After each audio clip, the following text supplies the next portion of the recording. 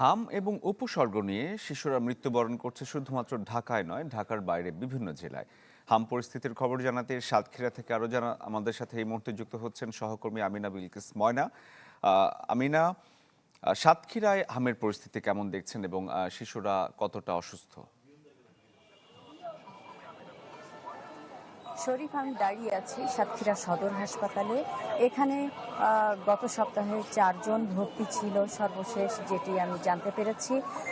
আসলে সারা দেশের মতো সাতক্ষীরাতে এত বেশি প্রকোপ বা প্রাদুর্ভাব না থাকলেও দিনে দিনে কিন্তু একটু একটু করে এর প্রাদুর্ভাব বেড়ে চলেছে। এটি বিশেষ করে শিশুদের মধ্যে বেশি দেখা যাচ্ছে।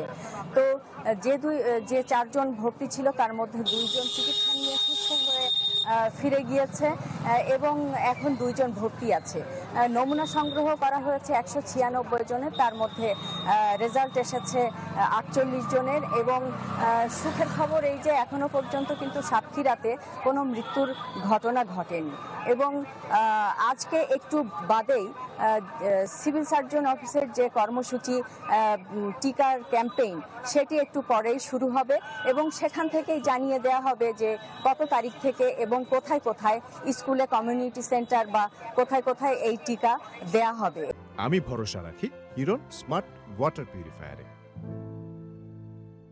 এবং সিভিল সার্জন অফিসের স্বাস্থ্য বিভাগের যে মুখপাত্র ডক্টর জয়ন্ত সরকার, তিনি কিন্তু আমাদেরকে জানিয়েছেন যে টিকা পর্যাপ্ত পরিমাণ আছে এবং কেউই এ থেকে বঞ্চিত হবে না। তো যারা সচেতন এবং যারা এই রোগে আক্রান্ত হয়েছে তাদেরকে অবশ্যই যেখানে দেয়া হবে সেটি জেনে সেখান থেকে টিকা সংগ্রহ করতে হবে, টিকা দিয়ে নিতে হবে এবং এ থেকে দূরে থাকতে হবে, সবার থেকে দূরে থাকতে হবে। এই ছিল হামের প্রকোপ এবং টিকার সর্বশেষ পরিস্থিতি। শরীফ, ধন্যবাদ আপনাকে। দর্শক, সাতক্ষীরায় হামের অবস্থা জানাচ্ছিলাম আপনাদের।